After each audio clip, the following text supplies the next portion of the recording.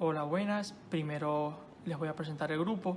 Este grupo está conformado por Aymara Yacine, Luis Argüello, Wilmer Álvarez y mi persona, Ayham Abu Hamden, en donde les venimos a hablar sobre los fundamentos de comunicaciones satelitales y realmente es un tema demasiado amplio, pero les vamos a tratar de explicar todo lo posible, en donde trataremos de abarcar todos los puntos fundamentales respecto a este tema. Bueno, sin más preámbulo, demos inicio a dicho video. Buenas tardes, profesor. Mi nombre es Wilmer Álvarez. Yo les voy a estar exponiendo en este punto los sistemas satelitales. Puntos más en concreto estaríamos hablando de introducción, alcance, aplicación y un punto más adelante como sistemas satelitales. Profesor, ya dándole inicio a lo que es la primera, en este caso la segunda lámina de la diapositiva, hablando de introducción, alcance y aplicación. En este punto, primero que todo, vamos a leer lo que podemos ver en la diapositiva. Dice, un satélite actúa como un repetidor situado en el espacio. Recibe las señales enviadas de la estación terrestre y las remite a otro satélite o de vuelta a los receptores terrestres. El segundo concepto que sale dice allí, una vez que lo recibe, amplifica estas señales y las retransmite por un transmisor de bajada en diferentes frecuencias. El tercer concepto que podemos ver allí también dice, cubre grandes regiones. Y un cuarto concepto dice, funcionan a partir de celdas solares, pero va siendo sustituido por turbogeneradores. Quiero acotar algo más. ¿Qué es lo que sucede? Que existen dos tipos de satélites. Están los activos y los pasivos, ¿ok? ¿Qué se encargan de hacer los satélites pasivos? Bueno, los satélites pasivos lo único que hacen es una reflexión, como si fuera un espejo, es decir, la señal sube, rebota y baja. Esta no se amplifica ni se procesa arriba, con lo cual que la señal se vuelve muy débil y tendremos que usar antenas muy grandes. Esto es en el caso de los satélites pasivos, ¿ok? En el caso de los satélites activos, van a simplificar la señal. Esta señal sube la señal, la regeneran y la vuelven a emitir, con lo que los equipos de recepción pueden ser unos equipos más pequeños, ¿ok?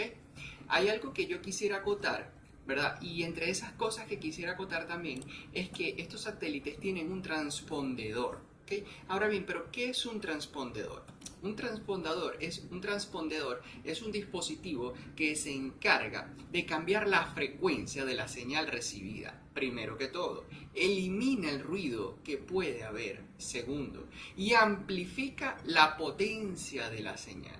Y algo muy importante es que un satélite puede tener entre 20 o más transpondedores, ¿ok? Y yo, como último punto de esta lámina, les quiero hacer que la energía de un satélite. La energía de un satélite, básicamente tiene paneles solares, ¿ok? Y tiene sensores, es decir, estos paneles solares se dirigen o se mueven, se direccionan hacia la mejor posición de la luz solar en este caso, ¿verdad? ¿Y qué sucede? Que tiene baterías que son recargables y entonces puede durar el tiempo de vida, o sea, eso tiene un tiempo, los satélites tienen tiempos de vida, 5 años, 10 años, 15 años, 20 años. ¿Qué es lo que sucede? Que con este mecanismo ellos pueden garantizar, ¿verdad? Su energía. Ahora comenzamos entonces con lo que es los satélites y obviamente sus alcances. Como siempre voy a empezar leyendo la lámina y luego de eso entonces pasamos a hacer una pequeña aclaratoria de cada punto de esto, ¿ok? Los satélites son puestos en órbita mediante cohetes espaciales que los sitúan circundando la Tierra a distancias relativamente cercanas fuera de la atmósfera. Los satélites se pueden dividir según sus órbitas, esto es muy importante. Los satélites LEO, los satélites MEO y los satélites geoestacionarios. Ahora bien, ¿qué significa cada uno de estos? Los satélites LEO significan órbitas bajas, primero que todo. Low Earth Orbit, órbitas bajas. Estos orbitan aproximadamente entre los 160 y 2000 kilómetros de altura y son tan rápidos que le pueden dar la velocidad a la Tierra en tan solo 90 minutos. Cuando hablamos de los satélites MEO, esto significa Medium Earth Orbit, órbitas medias. Estos están por encima de unos 10.000 kilómetros, ¿ok? Su uso se destina más que todo a comunicaciones de telefonía y televisión, este tipo de satélites. Cuando hablamos de los geoestacionarios, aquí voy a hacer un pequeño paréntesis, voy a aclararlos un poco más. Estos tienen una velocidad de traslación igual a la velocidad de la rotación de la Tierra, es decir, la velocidad angular de la Tierra es igual a la velocidad angular del satélite. Es como si estuvieran clavados, es como si estuvieran fijados en un punto específico de la Tierra. Es decir, ellos no se mueven si uno los ve. Básicamente no se mueven, es que tienen la misma velocidad angular de la Tierra. Esto es sumamente importante. ¿Por qué?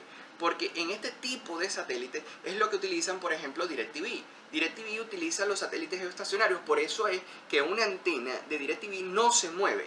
Simplemente está direccionada a lo que tiene que ver el satélite de DirecTV. Si no fuera geoestacionario, tuvieras que tener como un brazo para estar moviendo y buscando la dirección del satélite. ¿Sí me estoy explicando? Eso es una de las cosas. Ahora bien, los satélites geoestacionarios son los que están aproximadamente a 35.800 kilómetros de altura desde la Tierra, sumamente altos. ¿Ok? Estos son los satélites que se encuentran en la más afuera de las órbitas. ¿Ok? Ahora bien, en cuanto a las frecuencias, quiero hablar en cuanto a las frecuencias que estos utilizan. Básicamente estos utilizan las bandas de microondas. ¿Ok? Básicamente hay 4 bandas en el espectro radioeléctrico que se pueden usar. ¿Cuáles son? Las bandas C, banda X, banda Q y banda K. ¿Ok? Bueno, profesor, entonces ahora sí, pasamos a lo que es la siguiente lámina, la lámina número 4. Ok, profesor, entonces ahora tenemos los tipos de satélites. Cuando hablamos de los tipos de satélites, hablamos en la página número 4, hablamos de satélites de comunicaciones, satélites de navegación, satélites, estaciones orbitales, y hablamos también satélites de observación de la Tierra. Primero que todo, los satélites de comunicaciones son los que nos permiten a nosotros de enlaces para las comunicaciones telefónicas, emisiones de televisión o cualquier otra cosa. Los satélites de navegación son los que nos permiten a nosotros la localización precisa de cualquier punto sobre la Tierra.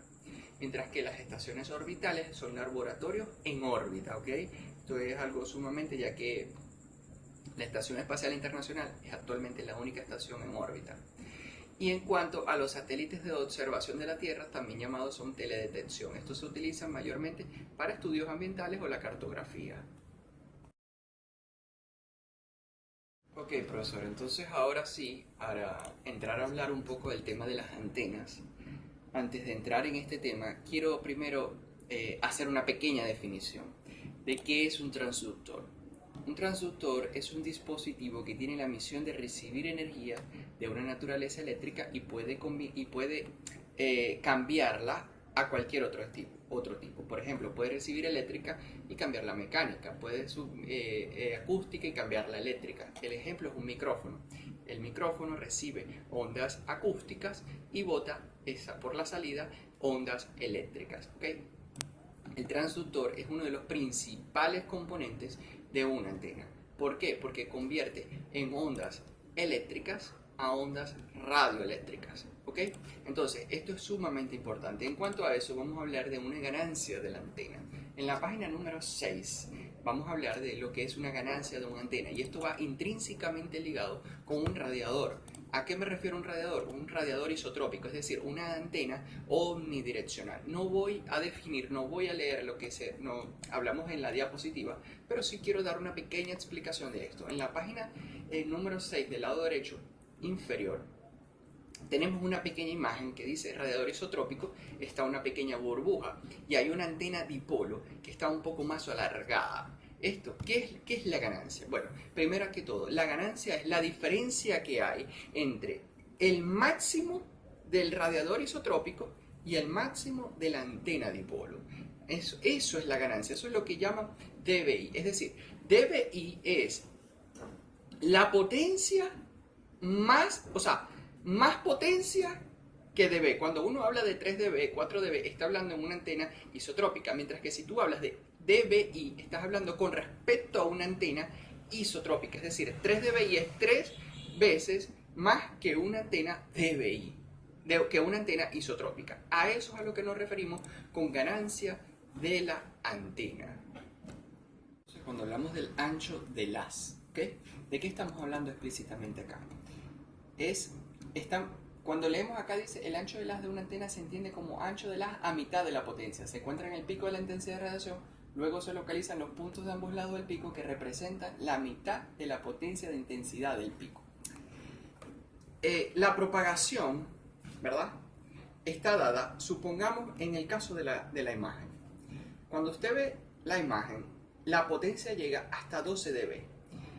¿Qué es lo que sucede? Que me dice la definición que menos 3 dB está dada el ancho del haz. Es decir, si es 12, estaría dada 9, ¿verdad?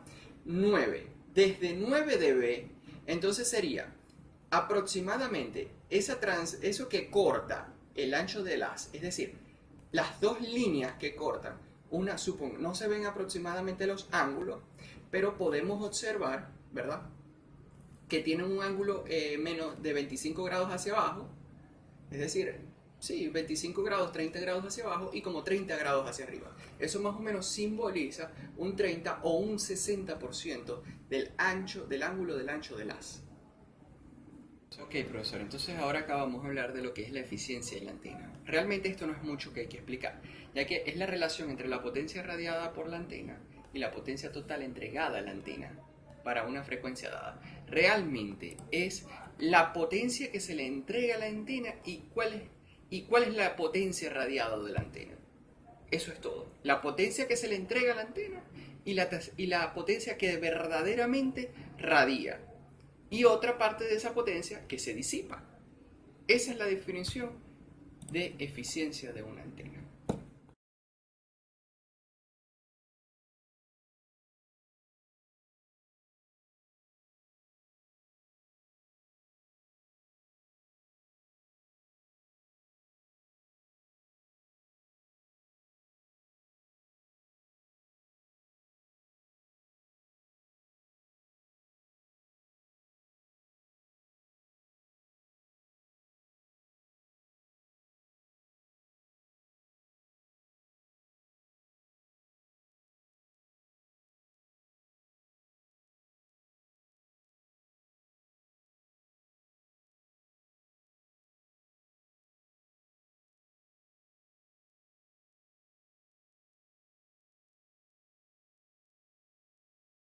Hablaremos sobre lo que es el funcionamiento del sistema satelital BainPine.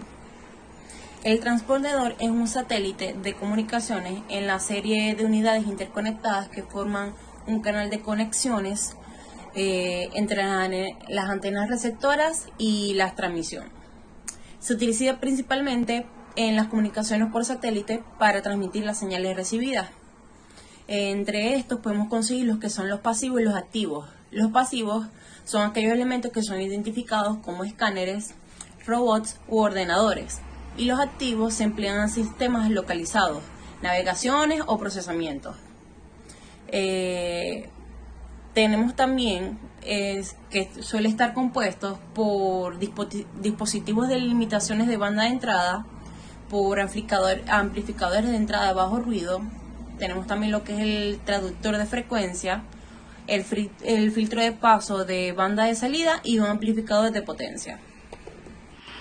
En las normas tenemos lo que está previsto para un sistema de gran capacidad que opera en las bandas de 6 a 4 GHz para aplicaciones comerciales de las bandas de 14 a 11 GHz y enlaces de datos, para constituir redes internas de empresas con conexiones a la red pública. Atiende las necesidades de usuarios con bajo tráfico para evitarles la fuerte inversión que requiere un sistema de receptores de norma 1. También está desarrollada para el funcionamiento de la banda de 14 o 11 MHz que tiene en cuenta los efectos de atenuación por lluvia. Tiene previsto un sistema LSTS de baja capacidad en las bandas de 6 a 4 GHz, utilizando FM con compresión y expansión de frecuencias preasignadas. Se obtiene con antenas de 4 metros de diámetro. Para aplicaciones comerciales en las bandas de 14 a 11 GHz y enlaces de datos, para constituir redes internas de empresas con conexiones públicas. En esta siguiente diapositiva tenemos lo que es el modelo de la Intercept TDM. Podemos ver lo que es la posición. La posición de estos satélites están situados en las órbitas geoestacionales sobre lo que es el Océano Pacífico, el Atlántico y el Índico. La tecnología BSAT opera en diferentes frecuencias, formas y tamaños. Normalmente las frecuencias de operación son banda C y banda Q. Trabajan con red de estrellas, punto a punto, y capaz de soportar una gran cantidad de lugares y sistema mesh, los cuales son regularmente muy pequeños que los sistemas de estrellas, que son entre 5 y 30 sitios diferentes. Gracias a este entorno de operación, este tipo de antena ofrece servicios de vía satelital, capaces de soportar internet, LAN, comunicaciones de voz IP, videos y datos, creando de esta manera potentes redes públicas y privadas de comunicaciones confiables. Tenemos lo que es la aplicación en redes BSAT, que esto significa terminal de apertura pequeña. Entre estas tenemos lo que ofrecen servicios satelitales capaces de soportar internet, LAN, comunicaciones de voz IP y también video y datos. Tienen comunicación independiente y conectan muchos sitios diversos geográficamente. También reciben y mandan datos, ya sea transacciones bancarias en cajeros automáticos, transacciones bancarias electrónicas, etcétera, que hoy en día vemos mucho.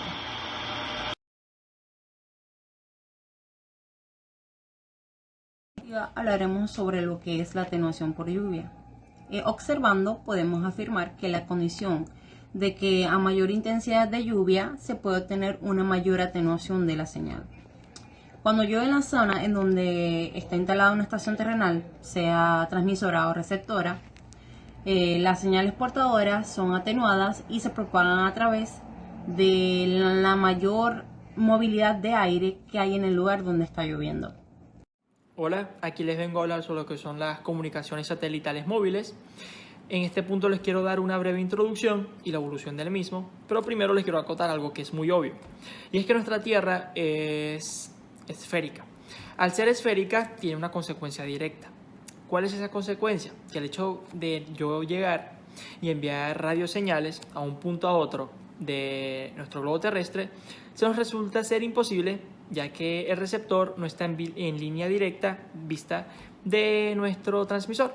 Entonces, ¿qué sucede? Que en esto nosotros tenemos una solución, y es tener un intermediario.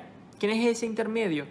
Ella va a recibir la señal y la va a transmitir de vuelta para que llegue al receptor. Básicamente, un simple repetidor.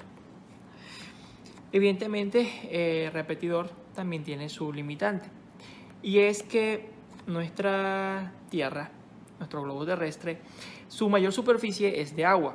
Por lo tanto, colocar estaciones repetidoras se nos resulta ser muy imposible en ese escenario. Por lo tanto, o sea, no imposible, pero muy dificultoso. Entonces, en este caso, ¿qué se hace? Ella se ve limitada a estar en la Tierra, en tierra firme, para que esté entre el transmisor y el receptor. Pero tenemos otra opción para establecer conexiones entre dos puntos alejados sobre la Tierra. Existe la opción de la ionosfera. Esta utiliza la capa de la ionosfera de la Tierra como punto reflector para las radioseñales. Las señales se ven reflectadas y regresan a la Tierra en un punto diferente en las que fueron transmitidas. Ejemplo, yo envío una señal, llega, choca en la ionosfera y se envía de vuelta a un punto diferente. Estábamos aquí, ahora estamos aquí.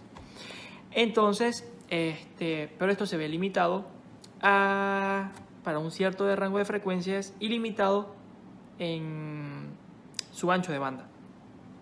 Con lo que se presenta este principal problema de esta técnica. Pero aún así, con estos inconvenientes no hay ningún tipo de problema, porque perfectamente se logra la conexión y con el receptor sin necesidad de línea de vista entre el transmisor y el receptor. O sea, no está en línea de vista, pero ella choca con la ionosfera y llega al receptor. Otra alternativa derivada de este mismo tema de la ionosfera consiste en establecer estaciones artificiales en el espacio, que pueden recibir y transmitir la señal de regreso a otro punto de la Tierra. La idea básica de un sistema de comunicaciones satelitales puede sintetizarse como una estación terrena fija o móvil. Una estación terrena fija es una estación que está fija en la Tierra, pero esta vez va a estar en el espacio. También se sintetiza como una antena repetidora, pero en el espacio, y una antena receptora en la Tierra. Básicamente ya recibe la señal. Este tipo de conexión ha sido usado durante varios años y sigue hasta la actualidad utilizándose. Como se dieron cuenta, como fuimos evolucionando, en la primera con un repetidor, la otra con la técnica de la ionosfera, ahora estamos hablando de satélites. Les voy a leer otro párrafo donde dice: en comunicaciones satelitales utilizamos satélites para telecomunicaciones. Este tipo de satélites pueden ser vistos como un punto en el espacio que recibe señales de la Tierra y las transmite de vuelta hacia la Tierra, actuando como un repetidor. Las características físicas de los satélites y las estaciones terrenas han cambiado fuertemente con el paso del tiempo y de las generaciones de los satélites. Como les acabo de leer este párrafo, les quiero decir que en las siguientes láminas les voy a explicar lo que es les voy a mostrar incluso el avance de las generaciones, cómo fue evolucionando la tecnología, incluso en tamaño, en las siguientes láminas. Bueno, aquí les vengo a hablar ahora sobre la primera, segunda y tercera generación, cómo fue evolucionando, como les dije anteriormente. La primera generación de comunicaciones satelitales son los sistemas de comunicación con estaciones terrenas fijas. La segunda generación son los sistemas de comunicaciones satelitales móviles, y a través del siglo XXI los avances de la tecnología en comunicación móvil satelital han logrado evolucionar hasta llegar a la tercera generación, lo cual son los sistemas de comunicaciones personales móviles satelitales. Las características que marcan principalmente la diferencia entre estas tres generaciones son claramente visibles y vistas si se hace una comparación entre el tamaño de las antenas y de los satélites que se han estado utilizando para estas tres generaciones. Como podemos observar en la lámina, en la imagen que podemos observar, se muestra una comparativa entre el tamaño de las antenas y el tamaño de los satélites, que son utilizados a través de los últimos años para los sistemas de comunicaciones móviles y sus distintas generaciones. Como podemos observar, en cada año cada vez fueron más grandes y más grandes y más grandes. Hoy en día pueden ser perfectamente 1000 veces más chiquitos, pero también pueden mantener su tamaño, pero con más tecnología, más actualizados, con otras funciones, entre otras cosas. Las principales características de estas generaciones vamos a explicarlas con mayor detenimiento, dándoles una mejor explicación. Es que la primera generación, los sistemas de comunicaciones con estaciones terrenas fijas, este tipo de sistemas de comunicación con estaciones terrenas fijas provee servicios de radiocomunicación entre estaciones terrenas fijas a través de enlaces satelitales. Este sistema contiene un satélite y una puerta de enlace con una estación terrena fija. La segunda generación, este sistema de comunicaciones móviles, este tipo de comunicación provee servicio entre móviles y estaciones terrenas fijas a través de los enlaces satelitales. Este sistema consta de un satélite y estaciones terrenas, lo cual pueden ser perfectamente fijas o móviles como barcos, aviones o automóviles. Y ya la tercera generación, en la actual, son los sistemas de comunicaciones personales móviles. El concepto de este tipo de sistemas de comunicación lo define el proveedor de radiocomunicación de esta manera: terminal de muy pequeña apertura. En inglés se abrevia VSAT. Para darles el nombre en inglés se dice Very Small Aperture Terminals. Y esto es una terminal móvil personal. Puede tener acceso directamente con el satélite para establecer la comunicación con sin necesidad de utilizar una estación terrena fija. Directamente es el móvil con el satélite. Pero con esto tenemos que el satélite debe lograr y llevar a cabo funciones funciones más específicas. Bueno, en este punto les voy a hablar lo que son las comunicaciones personales móviles. Las comunicaciones personales móviles son la última generación de sistemas de comunicación satelital. Este tipo de comunicaciones usan terminales de reducido tamaño para poder ser portadas por el usuario. Antes, en la primera y segunda generación, para poder establecer una conexión satelital, era necesario un satélite lo suficientemente grande como para poder transmitir la suficiente potencia para establecer el enlace. Esto se debía a que los satélites utilizados en ese entonces eran los satelitales de tipo GEO, o GEO en español, que vendría siendo los satélites geoestacionarios. El uso de satélites geoestacionarios fue reemplazado con nuevas tendencias propuestas para el mejoramiento del enlace, e inclusive también con la reducción de costos. El tipo de satélites que se estableció como eficientes para cubrir las necesidades de este tipo de comunicaciones son los satélites de tipo LEO. Ellas son las abreviaciones en inglés que se traduce Low Earth Orbit. Su nombre se deriva del hecho de que los satélites de tipo GEO están posicionados en una órbita en donde se encuentra a 36.000 kilómetros distantes de la Tierra, mientras que los LEO están nada más y nada menos que entre 800 y 1.400 kilómetros aproximadamente. La altura de la órbita para los satélites de tipo LEO depende del sistema o compañía del que se está hablando. Algunos tipos sistemas que se utilizan de tipo LEO son los Globalstar, los Iridium, Teledesic, Inmarsat. Estos sistemas no solo utilizan la órbita más baja para la colocación de sus satélites, sino que también ellas utilizan la órbita conocida como MEO. Los MEO son los Medium Earth Orbit. Ellos están aproximadamente entre los LEO y los GEO, que se encuentran a 15.000 kilómetros distantes de la Tierra. Algunas de las principales razones por las que se tomó la decisión de utilizar los sistemas de tipo LEO para las comunicaciones personales móviles satelitales incluyen el hecho de que los tipos de satelitales GEO lamentablemente no soportan todos los requerimientos para el futuro plan de convergencia de las redes, en conjunto con el proyecto de cobertura global con terminales personales móviles, mientras que las de LEO sí soporta todos esos requerimientos y todos esos planes a futuro que tenemos al respecto. En la siguiente lámina les daré un versus de los LEO contra los GEO para su mejor entendimiento y finalizaríamos con la exposición. Ya en esta lámina les voy a hablar, les daré un versus entre los LEO y los GEO. Los satélites de tipo GEO no todos son desventajas.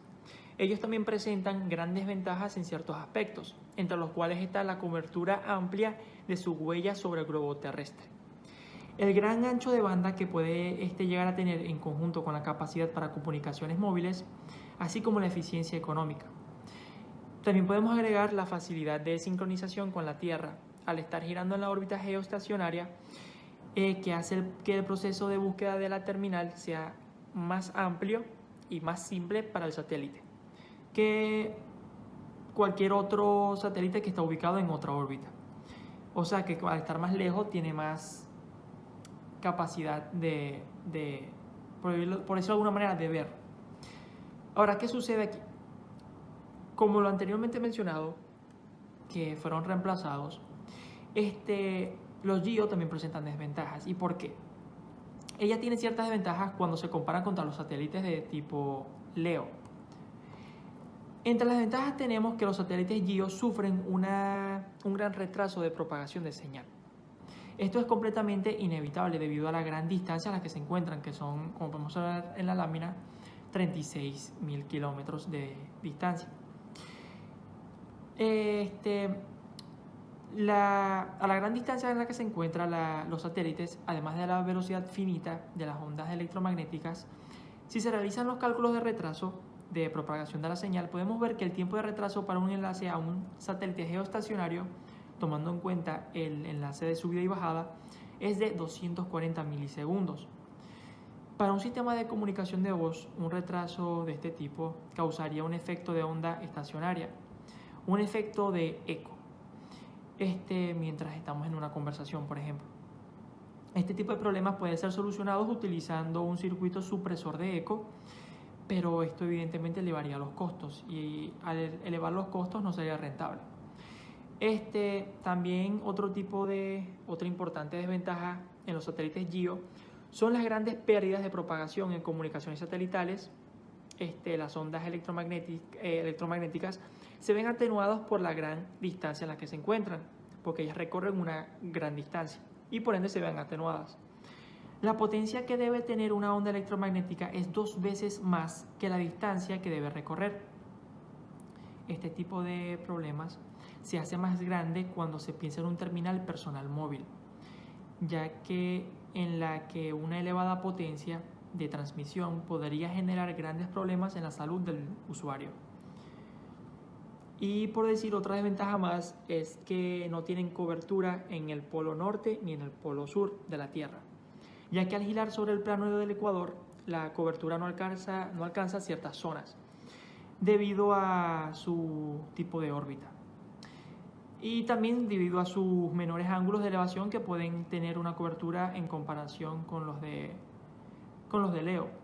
Este tipo de problemas, además de que los satélites de tipo GEO, una opción poco recomendable, o sea, literalmente son poco recomendables para los sistemas de comunicaciones móviles en comparación con los satélites de LEO, por ejemplo. Por ende, los LEO serían una mejor opción. ¿Y por qué? Porque, como lo anteriormente he dicho, ya que recorren menos distancia, ellos no tienen y no presentan un retraso en la propagación de la señal.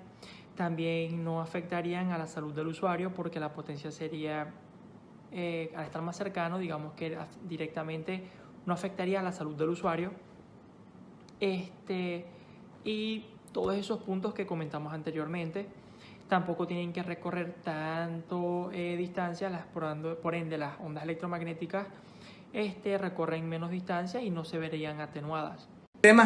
Sistemas DVB-S, DVB-S2 y DVB-SH. Sistema DVB-S, Digital Video Broadcasting by Satellite. Es un sistema que permite incrementar la capacidad de transmisión de datos y televisión a través de un satélite utilizando el formato MPEG-2, el cual permite mezclar en una misma trama un gran número de servicios de audio, videos y datos. Utiliza QPSK con un flujo binario variable de entre 18.4 y 48.4 megabits por segundo y se caracteriza por ser abiertos. Una vez publicados, están disponibles para cualquier persona en cualquier parte del mundo, y su interoperabilidad, la cual es compatible con otros sistemas DVB. Además, tiene la posibilidad de ser trasladado de un medio a otro de forma muy sencilla. Digital Video Broadcasting by Second Generation. Es un estándar de transmisión de televisión digital. Este incluye una fuerte corrección contra errores basadas en el empleo de una cascada de 2 codificadores. Además, para aumentar la flexibilidad y permitir diversos servicios con diferentes velocidades, se han habilitado varios esquemas de modulación. Este se caracteriza por su potente codificación de esquema basado en un moderno código LDPC y mejoras en la modulación, adicionales tasas de código y la introducción de mecanismos de transporte genérico para la IP. Sistema DVB-CH, Digital Video Broadcasting Satellite Service to Handhelds. Es un estándar híbrido satelital terrestre que considera incorporar un satélite geoestacionario de alta potencia para la cobertura en exteriores, integrado con una red terrestre de los repetidores para una cobertura indoor en áreas urbanas y utiliza una banda S. Este tiene las características de más velocidad de codificación alternativos están disponibles, la omisión de la 64 QAM como esquema de modulación, FS utilizando turbocodificación y el apoyo de diversas antenas en los terminales satelital. Antena, transmisor bidireccional que envía, recibe información del satélite, apunta directamente a este. Su tamaño va de 0,75 a 1,8 metros de diámetro. El módem. El módem traduce la información recibida de manera análoga por la antena que la computadora pueda interpretarla y también traduce de digital a analógica. Los telepuertos. Estructuras permanentes propiedades del proveedor de Internet, cuya finalidad es facilitar la conectividad satélite-usuario. Centros de operaciones de la red. Instalaciones encargadas de controlar las múltiples conexiones del satélite, monitoreando la velocidad y la señal. El backbone. Enlace de gran caudal que forma el eje de conexión principal y transmite datos de gran velocidad. Los satélites. se encargan de recibir solicitudes de informaciones hechas por los usuarios, las envían al centro de operaciones de la red, estas se procesan para enviar al satélite paquetes de informaciones para reenviarlas a los usuarios. Transportadores. Dispositivos que reciben y transmiten información a donde se requiera. Pueden haber entre 36 y 72 de ellos en un satélite. Tarifas de operadores nacionales y o internacionales. Estas son el precio a pagar por el producto y o servicio que se les presta al usuario. Dicha tarifa es dada por las mismas empresas telecomunicadoras y estos pueden variar dependiendo del país, del servicio que presten y de la cantidad de ventajas que éste ofrezca. DirecTV. DirecTV es un proveedor de servicios estadounidense de difusión directa por satélite y es subsidiada de AT&T. Satélites de DirecTV es un grupo de satélites de comunicaciones localizados en varias órbitas geoestacionarias para el servicio de transmisión satelital y el servicio de Internet. ¿Por qué? Configuración del sistema satelital de DirecTV. En esta estación se encuentran la antena de emisión y el transmisor. La potencia emitida desde la antena de tierra es alta. Esta antena también tiene que recibir las señales que le envían al satélite para su posicionamiento y seguimiento, que son señales bastante débiles. Estas señales solo son captadas por las estaciones emisoras y no por las estaciones receptoras. En esta estación emisora se necesitan instalaciones complementarias, como estaciones de telemando y de telemedia, para poder enviar comandos desde la Tierra y situar al satélite en su órbita adecuada. El satélite puede considerarse como un repetidor activo. Damos por finalización esta exposición. Espero que de verdad les haya gustado, les haya servido, que haya sido de entendimiento y muchas gracias.